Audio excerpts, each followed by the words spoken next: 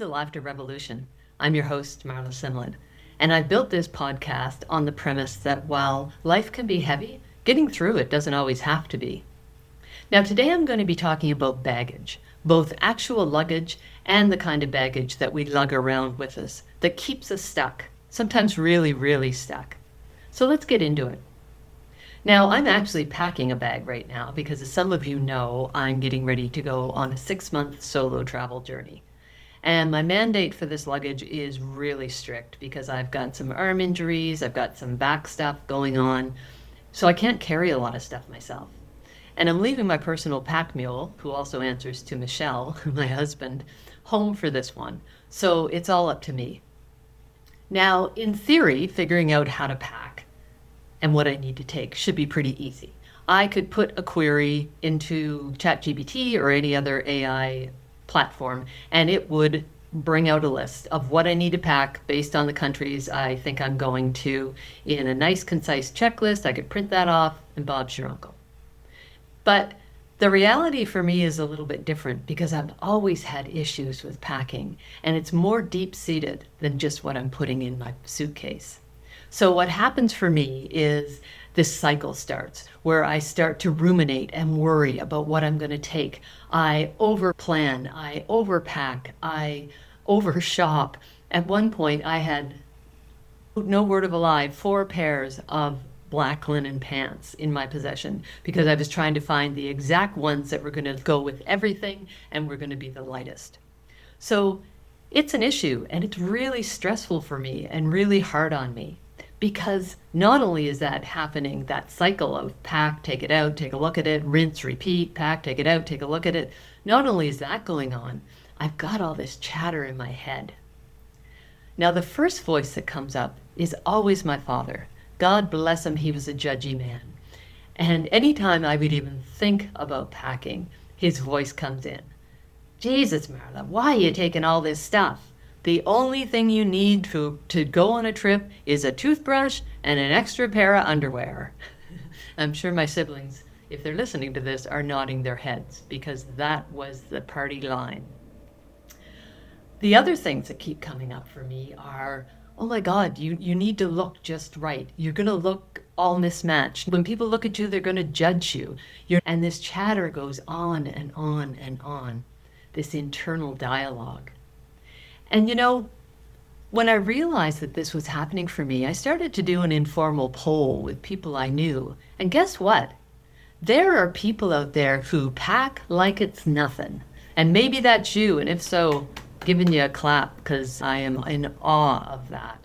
There's people who, they might make a little list, then they put it in a bag and they zip it up and they take it to the airport and they're gone. That's it.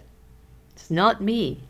But I realized that because there is a different experience to be had, that this was more than just my carry-on luggage. I had already had a whole suitcase of shame that I was lugging around with me that was making this even more difficult. So hands up if you've ever experienced shame. Now, if I could see through this camera, I would see pretty much everyone with their hand up, because researchers actually believe that shame is one of the most universal, powerful, and painful emotions that we have. Just think about it. Has anyone ever said to you, shame on you? It strikes fear into your heart because it is so powerful. And have you ever wondered where shame comes from or why it's so powerful? I do. So I did a little research and I'm going to share that with you. Did you know that shame actually showed up as a survival mechanism years and years and years ago? So it was used when we still lived in little villages or tribes or back in the caveman days when we needed to keep people connected. And if people were different or people didn't belong, they would be cast out, exiled, out into the desert or the woods or whatever, where being exiled meant certain death. And so literally keeping yourself in line, keeping yourself with the group was survival. And shame goes to our very core for that reason. It's that survival mechanism. And what it tells us is, not like guilt, it's not like I did something bad or different. Shame tells us, I am bad. I'm wrong. I don't belong. And since as human beings we're wired for belonging, little wonder it feels so big to us. Little wonder it has such an impact and we carry it around with us to keep us safe, even though that's not really what it's doing anymore. Some of you might know Brené Brown. She's done tons of research on shame, and she interviewed hundreds of women. And what she found is that at the very core of shame is this question: what will people think? Yeah. Now, I spent too long in the federal government not to make that an initialism, so I like to shorten that down to WWPT. And that's what keeps us locked in that cycle and that suitcase of shame. So here's where I think shame landed for me. One story I call Marla's mortifying moments, because my mom had 4 kids, my parents had 1 income, and my mom was really thrifty, making that income that my dad had from the Air Force stretch. And one of the ways she did that was doing a lot of thrift shopping and secondhand clothes, which I love. I am the thrift shop queen today, but back then, not so much.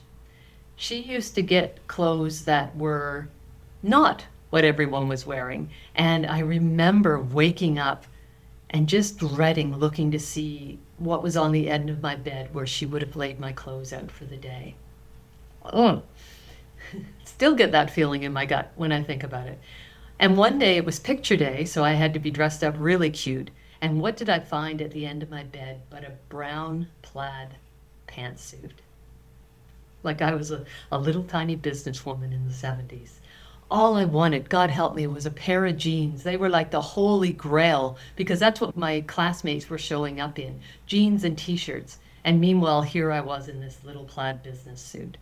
And it felt horrible. I remember going to school that day, just so mortified, to the point where I remember sitting at my desk, we were doing a coloring exercise, and I wouldn't even get up and cross the room to get more crayons because I was so embarrassed and didn't want anyone to see me. And I remember the physical sensation of that. I can feel some of that right now, that little sick feeling in my stomach, that heat that happens in your head and maybe around your neck. And there's that feeling of trying to shrink, trying to become smaller. And what it told me, or what I believed then, was that I was wrong. I was different. I was ugly. And this is where my suitcase of shame first showed up, I believe. Now, where it started getting packed was another episode that I call the majorette uniform story. So I was a majorette a few years later. We had the coolest uniforms. It was this big white pom-pom hat with this blue dress, tights, and then boots with pom-poms on them and our batons. I was rocking that outfit. I loved it. And we had a rehearsal every Tuesday. And one Tuesday we were meant to wear our majorette uniforms because we were getting our picture taken. So I got myself all dolled up. I got into the gym, walked in, and looked around. And not one other person had their uniform on. And on top of that, every pair of eyes turned and looked at me as I stood there, dressed wrong, in the wrong thing, standing out like a sore thumb. And all I wanted was the floor to just open up so that I could disappear into it. And I remember the other vivid memory I have of that is sitting backstage with the majorette instructor, bawling my little eyes out while she tried to reassure me that I looked really cute. And she bet everybody was kind of jealous because they didn't look as cute as I did. But I wasn't buying it. I was mortified, and I can feel that feeling. And so that's where my suitcase started getting packed, where my child brain started embedding that memory and that lesson as truth, that I was wrong, that I was different, that if I didn't look a certain way, it was going to threaten my survival. Because you know our brain, which isn't very smart, being sent out from your village into exile and sure death, and showing up Tuesday with your uniform on because you didn't get the phone call that the photograph was canceled, same thing. That's what I believed. And that's what was embedded in me. So How have I started to unstick some of that stuff? Obviously, it's still a little sticky for me because I can feel those emotions. But that's the first part. That's the start. Because when I feel those emotions and when that negative track starts to run, I like to call her Polly Packer, when she starts to come in with all of that negative talk and all of those things, I recognize it as shame. And then I can work with it because when we name our emotions and name the feelings that we're having, it starts to take away some of that power. And one of the things that you may know about shame or may not is that it thrives in silence. The reason that shame can get such a hold on us is because we don't talk about it. If we believe somehow that at our very core we're wrong, we're not going to share that with people. Holy camole, that's the last thing we're going to do. And so shame, I like to liken it to a vampire who gains its strength in the dark and in the night. And so what we have to do is bring that sucker out into the light and let it start to shrivel. So where I started bringing this packing shame and Polly Packer out into the light was, it's actually one of my favorite stories. When my husband Michelle and I first met, we were long distance because I lived in Vancouver and he lived in Ottawa here in Canada. And we were talking on the phone all the time, and it came a time where it was time for me to come to Ottawa and have a visit in person to see how this was going to go. So we're talking on the phone one night and talking about what I should bring for my trip. And I told him about Polly Packer. I told him about the shame I have with packing and where that's come from and how it impacts the stress and pressure that I feel whenever I have to pack a suitcase. And do you know what he said to me?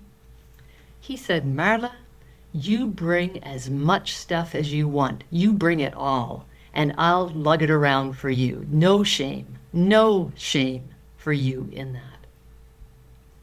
Now I know what you're all thinking, so let's all say it together. Aww.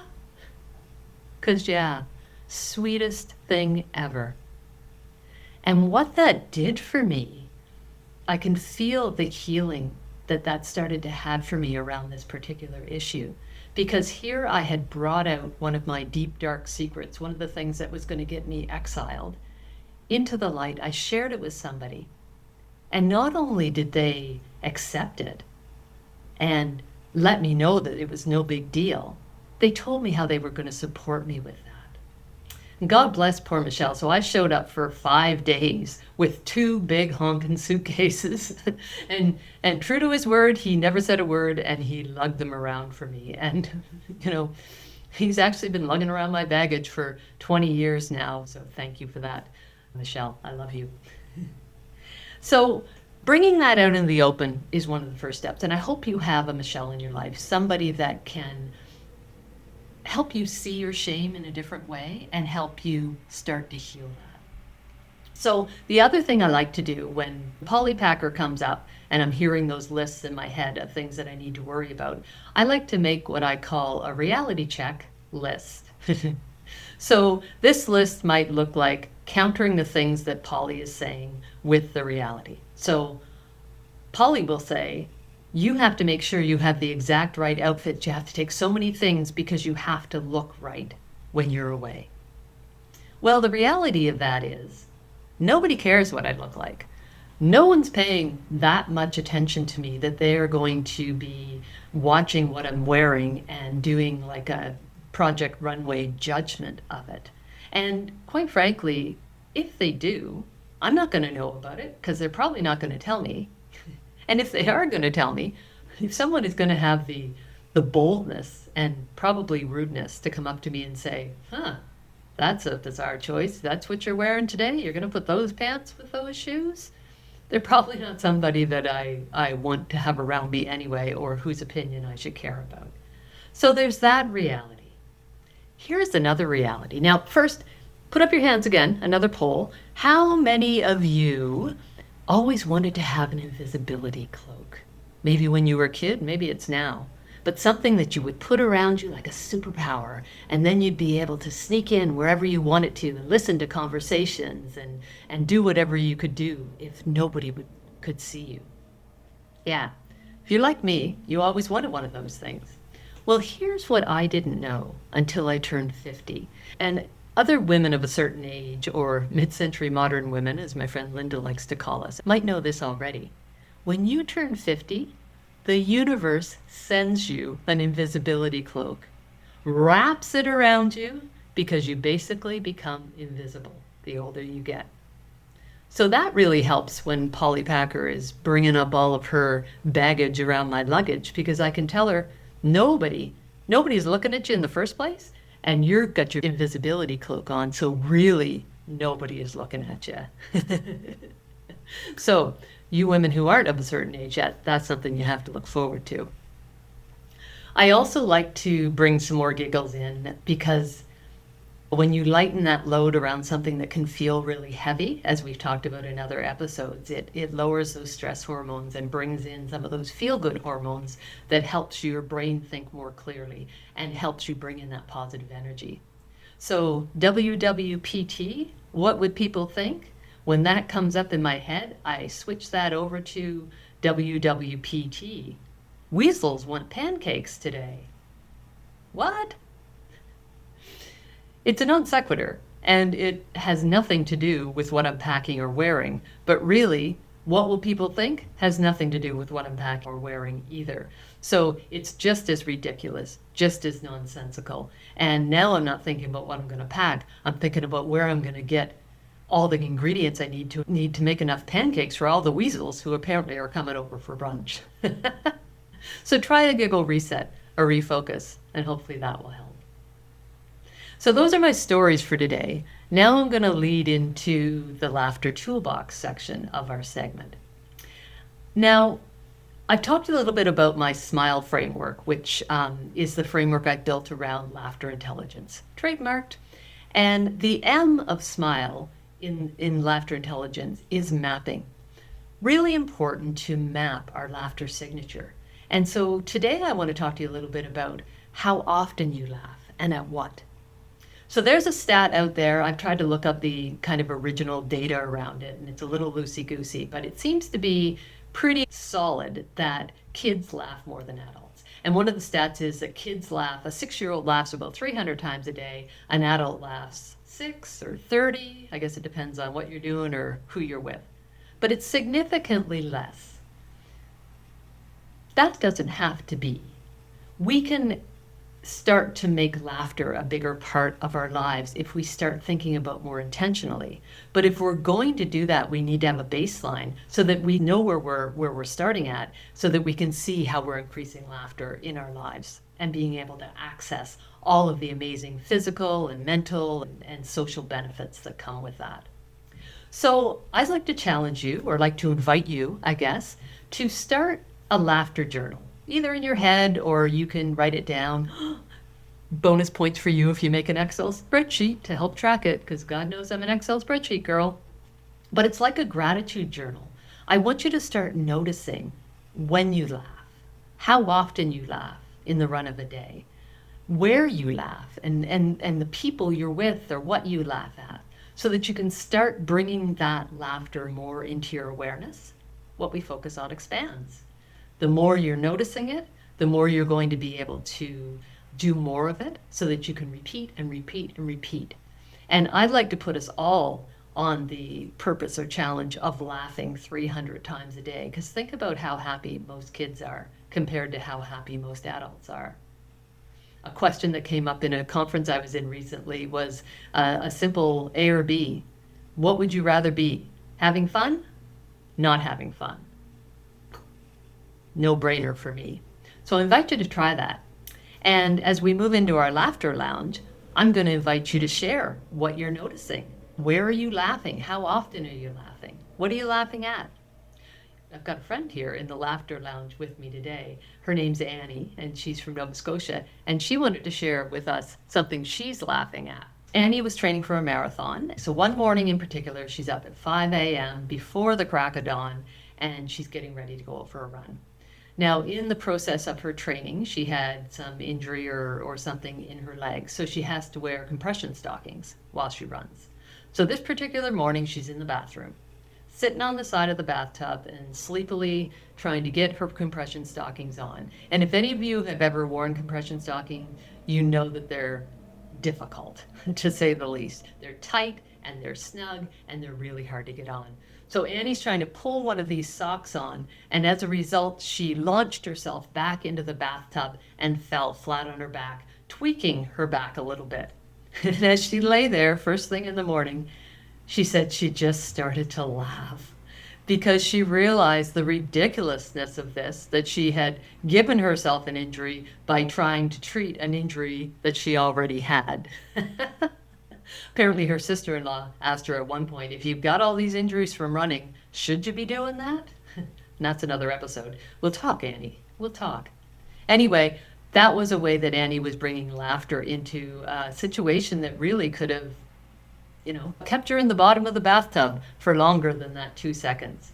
If you've got things you want to share, or questions or comments, share them with me through my email, info@marlasimlet.com. You can follow me on Instagram and put them in there, or wherever else you can add comments, maybe on some of the podcast platforms. But I'd love to hear from you, because as we're growing our revolution, we need to know what's happening with each other so we can become a community. And so what's around the corner as we come to the end of this particular episode? Well, I'm happy to say that I am almost packed.